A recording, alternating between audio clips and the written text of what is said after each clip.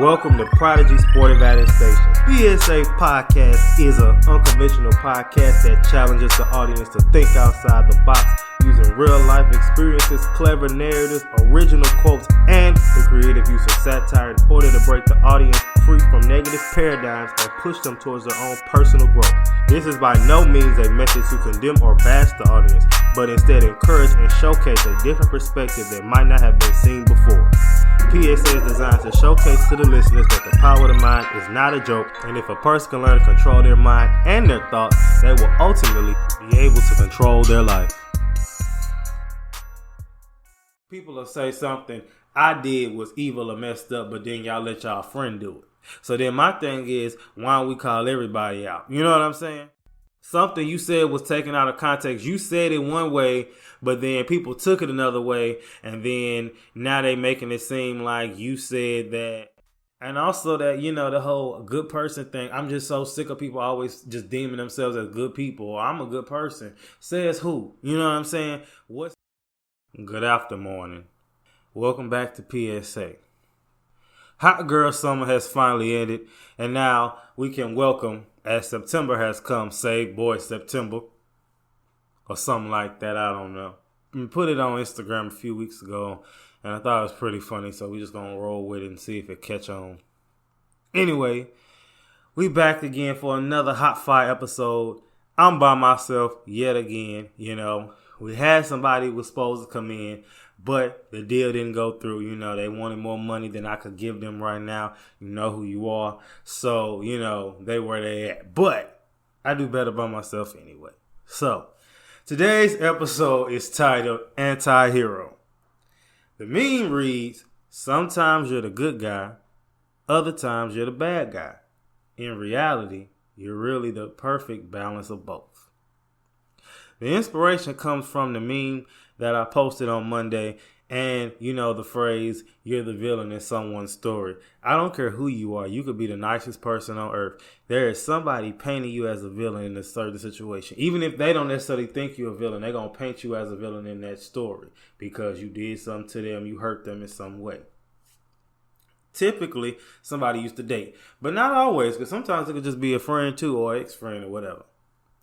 13 Reasons Why. Not sure if y'all knew, but the show came back for a season 3. I actually was skeptical of how season 3 was going to be, but it's actually super hot fire as of now. And I'm interested to see how it's going in. So if you haven't seen 13 Reasons Why, that is the show based upon the girl Hannah Baker that committed suicide. It journals kind of what happens afterwards and shows, I guess, a different perspective for people who might have thought about doing that, or, you know, that kind of thing. Also, it's Suicide Prevention Month. So how could I not be a mental health based podcast and not bring that up? You know, so yeah, we got Suicide Prevention Month and Say Boy September. And lastly, the term balance. Balance is one of my favorite words. I actually like to think of myself as a person that has a lot of balance in a lot of areas, and I look to do things that are balanced. Okay, so that's where we're going with that. All right, y'all. So today I have another great story time. Today's story time is based off of the title of the episode, and it is called Antihero. Clay Moxey was a stand-up guy, for the most part at least. One could say that he was very opinionated, and he wasn't really everybody's cup of tea. Some people loved him. Some people hated him. Either way, he always did what was best for him and others for the most part. If he had money to spare, he'd give it to a friend in need. But he wouldn't give his last to a friend in need. He'd defend his friends if someone spoke negatively of them, but he wouldn't condone them doing negative things to other people. If it didn't benefit him, he wasn't the first to offer a service, but he'd still do it anyway. He had a very smart mouth, but yeah, still a heart to go and would give advice even if he didn't feel like it. He might miss a call from someone in need because of a nap, but would he still come to your rescue? Absolutely. All right, so today's story was more of a description, and I've done that before, but it was best, I feel like, for this episode. So the lessons from the story or the description is that no one is perfect, and that's kind of where we're going today with the whole anti-hero, good person, that phrase, that theory, that whole kind of thing. We're going with that today, and you'll see more about it as we go on. He was somewhat selfish, but he still looked out for people. At the end of the day, I'm a firm believer that you have to put yourself first. A lot of these people who put everybody else first be depressed or be pissed off because don't nobody put them first, but at the same time, you got to look out for you first, then look out for other people, because you're going to look out for them thinking they're going to do it for you, and they're not going to do it. Not saying because they bad people, but sometimes just because people don't even realize certain things, you know, and that he had an others before self mentality, you know, well, self before others to an extent. But at the same time, I feel like you have to kind of put yourself first in a lot of cases before you worry about anybody else. And that's what many things, because again, if you put yourself last and put somebody else first, it's just not good for you at all times. And you know what? I'll rephrase that. It depends on the situation, because, all right. So now, definitions for today. Last week, now I ain't have none, but today I brought them back. So the first definition is balance. This is a condition in which different elements are equal or in the correct proportions. Then I define antihero, which is a central character in a story, movie, or drama who lacks conventional heroic attributes. So, you know, not Hercules, but Percules. Now, wait. I don't think that's the best one. Because when I think of Percules, I think of the drug. But then, watch this. I got some more definitions of antihero. So this is also the main character of a story, but who doesn't act like a typical hero. So antiheroes are often a little villainous.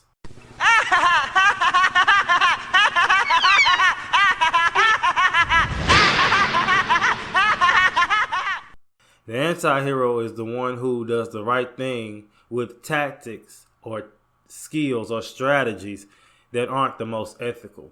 So, you know, if, just an example, it's a little extreme, but it's an example. If, you know, the superhero going to go save somebody off a bridge, you know, maybe the anti-hero might go save somebody off a bridge, but an anti-hero not afraid to kill people, like, if that makes sense. So, okay, watch this.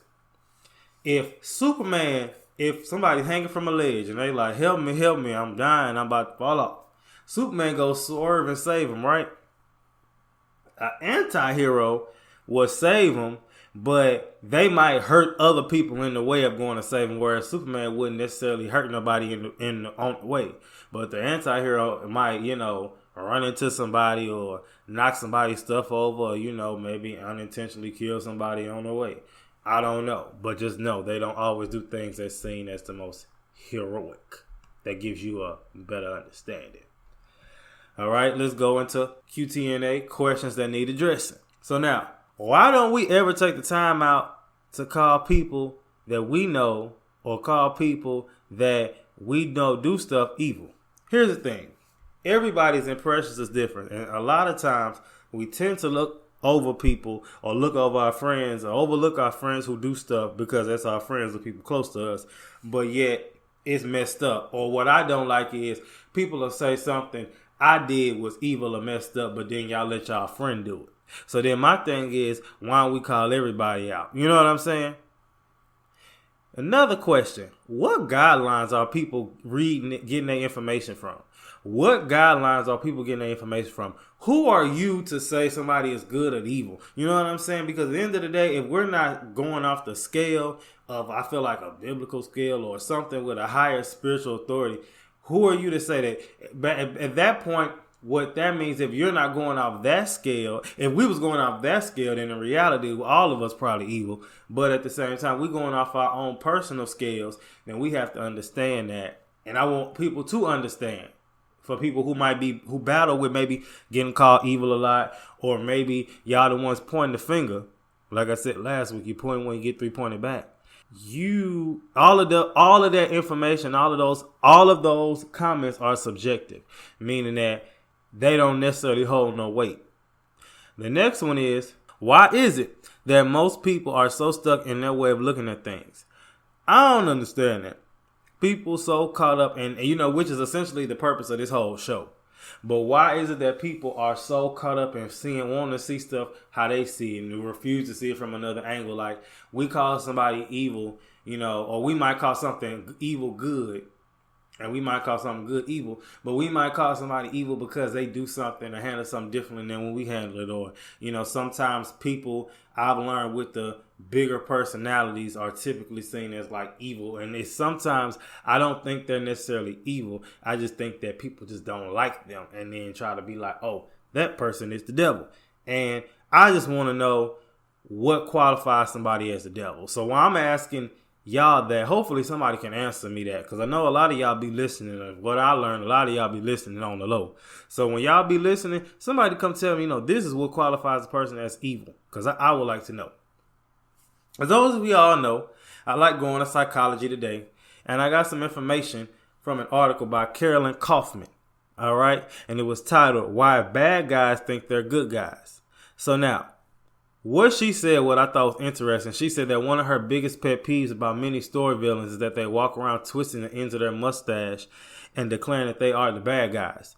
But what's funny is, and in reality, most people involved in evil behavior don't see that their behavior is really evil. We typically see that as we get older in a lot of these, like, them horror films or those deep thrillers, that a lot of times the evil people or the bad guy in the film, they really, really don't think that they evil. They just kind of like, they'll do whatever it takes to get what they want. Kind of like last week, use what you got to get what you want, but they'll do whatever it takes to get what they want. And sometimes anti-heroes can kind of be mistaken for villains, but in reality, they really smack dab in the middle, because they're really heroes, but they just will do things that seem villainous, because in the eyes of the story or the eyes of the world, a hero is somebody, or the good person, is a person who's always doing good, or somebody with, I guess, like y'all favorite phrase, good energy.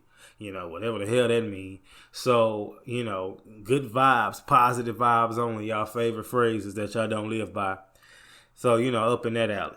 So now look at it like this. In a conflict, each side sees itself as good and justified, and they view the other side as the enemy, or, the evil.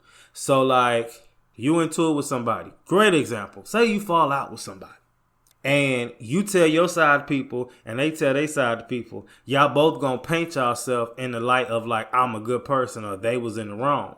Now, unless you me, because I always tell both sides. I like hearing that I went wrong, where I went wrong at, because then I like to know, okay, I know if you agree with me, that I know that I'm actually in the right, or actually, I'm justified for how I feel the way I feel. In reality, I used to go by the stance or the statement, you don't have to apologize for how you feel. You don't, to an extent, but if your feelings are causing you to slander people or to just wallow in despair in your house, in your room, then, you might need to get that in check, because then it's taking over you. You don't have emotions. Your emotions have you. So now on top of that, when a person or shows justifications rather than the justifications of the other person. So again, like I just said, well, this is what I did, but this is what they did. They did A, B, C, D, E, F, G, H, I, J, K. They name all this stuff that the other person did. But you ask them what they did, it was like, all I did was, no, it's something you leaving out. Unless everybody hates Chris, because he just went through it. Now, a great example is that there are people that can paint Hitler like a good guy, and then they can paint God like an evil figure or a being. It just goes all to the whole perspective thing. You can paint anybody the way you want to paint them. Because if you look at Hitler's story, granted, I don't agree with what Hitler did. I'm not justifying what he did at all. He's a monster. I'm not saying that. But at the same time, if you're looking for the overall reason why he wanted to do what he did, it's actually one of the ones that might make you think a little bit. It still wasn't okay. It was still inhumane. I don't agree with it anyway. Let me reiterate that, because I don't need nobody getting on nothing saying Izzy Baker of PSA Podcast supported Hitler, because that's not true. But what I'm saying is, it's all about the narrative and what's being pushed. Again, if you got people in your corner pushing and backing you up, I've seen people who was dead ass wrong, people hyping them up and supporting them and making them look like, they the good guy, or people gather up and lie on the person to make that person look a certain type of way. You know what I'm saying? It's possible. I've seen it happen. A quote by Roy Baumeister that I thought was interesting. It says, "The face of evil is no one's face. It is always a false image that is imposed or projected on the opponent." Again, You never know what be plotting behind the scenes. You know, spiritual warfare is real. Different things are real. You just never know who's saying what's being said. That's why you have to be on go at all times. As far as, you know, and understand that there will be people used to go against you, and there will be people that lie on you. And at some point or another, we probably all done been lied on or gonna be lied on. That's just how it goes. But on the other hand, I want people to understand there are things that you do that may be misinterpreted. You know, that's just life too. Again, like I said, everybody hates Chris. Everything he did was made to seem like it was his fault. No matter what happened, people was gonna find a way to blame him on something. Have you ever known somebody like that, or are you that person? Something you said was taken out of context. You said it one way, but then people took it another way, and then now they making it seem like you said that. Like prime example with the whole Hitler thing. I said that, you know, I see where he was. If you look at his overall why he wants to do it, it wasn't as bad as people think. But then they'll say, "Oh yeah, PSA support Hitler." No, he's crazy. I'm just saying his overall, you know, was deeper than what I thought. Speaking of Hitler, when I think of Hitler, it reminds me that I need to go get a new mattress. And you might say, how does Hitler make you remind you that you need to get a new mattress? Well, somebody who shall remain nameless said that my bed, I needed a new bed because they had looked in my room and it was like, your bed is old. And they was like, you know, it looked like Anne Frank slept on that bed. If you know who Anne Frank is, well, I should say this. If you don't know who Anne Frank is, you need to grow up. But seriously, that was pretty messed up. But when we flip that, because sometimes I understand how I feel like good people or people who are innocent are sometimes lied on or, you know, misinterpreted. You know, things that they say are misinterpreted or they're misunderstood. I will say that you may do some shit that was messed up. It was mean. It was selfish. Or you might even plotted on the downfall of somebody else. Or you might have spread a rumor about somebody, even lied. You know, the list goes on. I don't want to make it seem like everybody's the victim because sometimes y'all do stuff too. I ain't trying to justify nobody. I don't want nobody being like, oh yeah, well, you know, I knew I was always right. No, you do stuff too. Again, if you're always falling out with somebody or having a disagreement with somebody, it's you. It's coming from somebody who used to be beefed out with the world. It's you. You got to fix something. You know what I'm saying? So now, the title of the episode is Antihero. But I'm aware everyone don't know what Antihero is. You know, when we think of stories, we think of real life, we think of, you know, all these different things. We just think of a hero and a villain. But in reality, there's someone that's in between. And the anti-hero is seen in movies, he's seen in anime, TV shows, and even literature. When I got into college, or really before college, but definitely college, because if you don't know, English was my major. So if you don't know, now you know. You learn about anti-heroes. And as I described earlier, these are people who don't match necessarily the requirements of the hero. You know, they have good intentions and a good heart, but they just go about it a little differently. So now, I got a few examples of that. So I'm sure a lot of y'all keep up with the Avengers. We got Thanos from, you know, Marvel. And his overall desire was to save the world in a sense. You know, and I don't want to spoil it too much for those that ain't seen it. But, you know, he wanted to low-key save the world in a sense and stop overcrowding, but his ways of going about it was wrong. You know, he was trying to hurt other people and do all these things. He didn't care what it took to get that, but he decided to do it. Another anti-hero, anime reference, so it might be a little nerdy. Kaiba from Yu-Gi-Oh! Another one y'all probably would know because it's more one of the popular animes, Vegeta from Dragon Ball Z. And the last one, the dude from y'all favorite game of all time, CJ from San Andreas. He was an anti-hero because the stuff he was doing, he had good cause and good reasoning, but he was going about it the wrong way. You know what I'm saying? But it was a fun game, was it not? I still think they need to remaster that game. You know how cold that'll be in 2019? Well, it's about to be 2020. 2020? That good man, that mug will be cold. And I feel like if they did remaster it, they should let me be a voiceover. Just throwing it out there. You're probably thinking, why, for what character? I'm not going to tell you what character, just know I want to be a voiceover. The point that I'm making is anti-heroes are unconventional. You might be steak and they expecting salmon. You both good as hell, but you wasn't expecting that right now. It's one of them things somebody might got to get used to. You know, you might have the taste for a piece of salmon. You get a steak and you're like, I wasn't feeling this, but as you're eating it and just really digesting it and, you know, and just savoring the flavor, whatever you do to it, you like, you know what? This ain't that bad, but it's not what you expected. So this then leads into the phrase justified or the whole justification thing. So now, justified, it doesn't necessarily mean it's right or wrong. In a lot of cases, justification be wrong.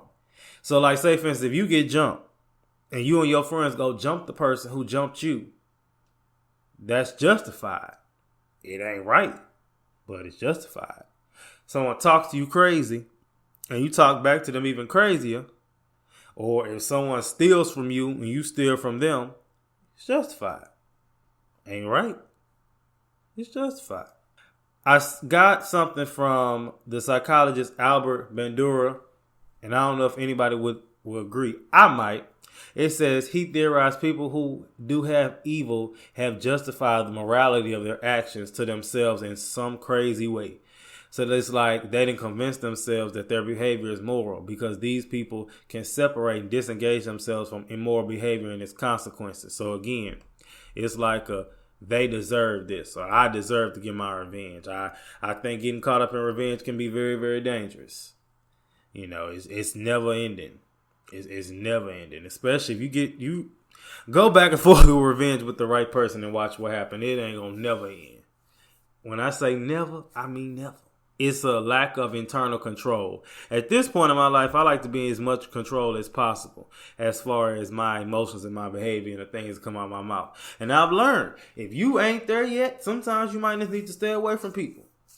If you know a person or a group of people or a certain thing is going to trigger you to say or do something you don't really want to be doing, then until you get yourself together, now you're going to be tested by it at some point, I'll tell you that now. But until you get yourself together, just stay away from them altogether.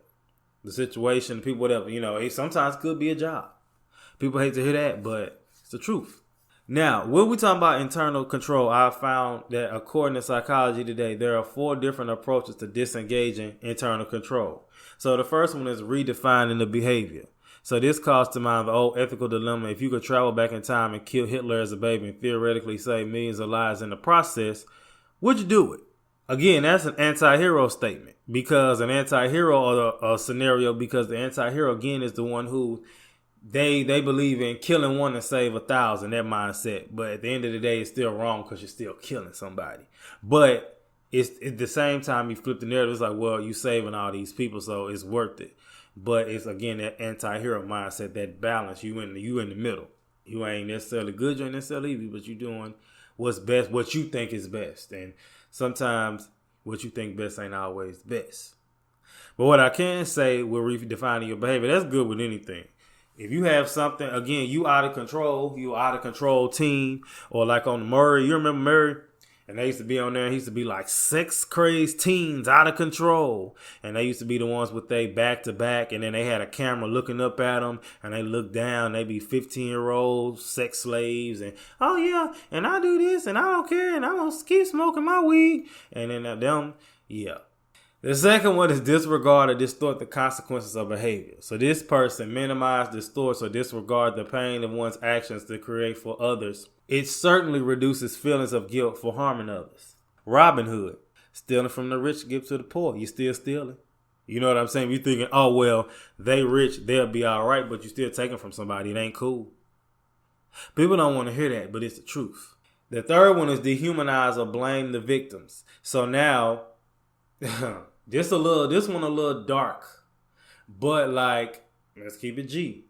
These dudes who be out here, you know, assaulting these women, they might say, you know, she made me do it, or, you know, she wore this outfit and I had no choice, and that's not okay. So now you blaming her and not trying to take advantage. You get what I'm saying? And it ain't just sexual. Sometimes it's just physical, you know. The fourth one is displace or diffuse responsibility. So rather than taking personal blame for the evil, they blame a larger group or organization. That's typically a lot of racial stuff or, you know, prejudice related stuff. I got my tips for my college students. So real quick, y'all, I always say, watch who you open up to or even who you trust. It's corny, it's cliche, but it's the truth. Even salt looks like sugar. You know, one thing I had to learn, which I want y'all to learn, this is the second one on the list. I want y'all to be okay with people having the wrong impression of you. And again, like I said earlier, even lying on you, because all it takes is for one person to say, you know, oh, they extra. And then they tell somebody, yeah, so-and-so said they extra. And then they be like, yeah. And then they tell somebody, yeah, they heard that they was extra at, and somebody might have said you was extra at an event. And then somebody gonna say, yeah, he was extra or she was extra at this little event they had. Then they tell somebody else. Now they gonna tell somebody and they're like, yeah, every time they throw an event, they extra at that event on purpose. And, you know, that's just an example, but that's just how stuff travels and people say stuff. So, you know, it's just how life is. And especially if you're a popular person, even if you ain't necessarily popular like, you know, the most known. Now, with some scenarios with college students, people will paint you in a bad light for these few examples. If you're running for a position that they want, you're trying to get a job that they want, or even the person they want. And that's pillow talking.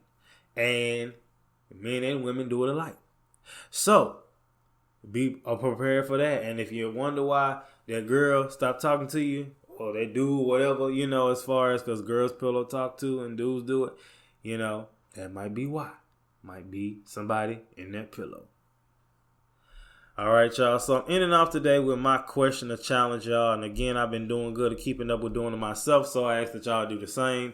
So I want you to name one way that you feel as though you're a good person and one trait that you would consider or that would have you considered a bad person. You know what I'm saying? And then that we all got them. And like I said, most of us in reality are probably more anti-heroes than we realize.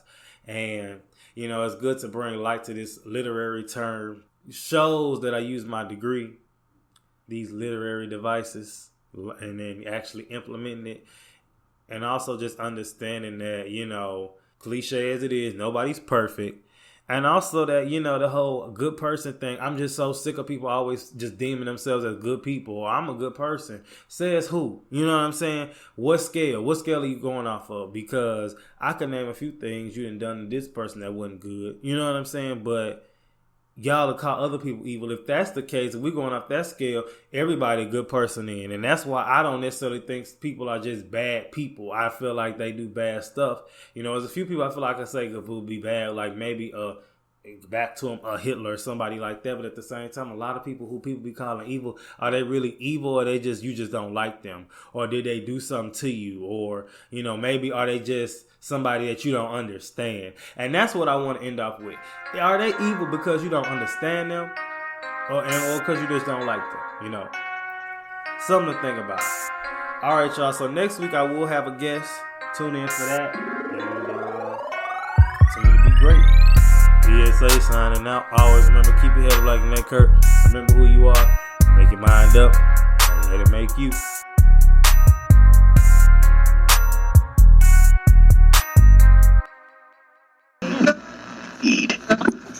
For more details.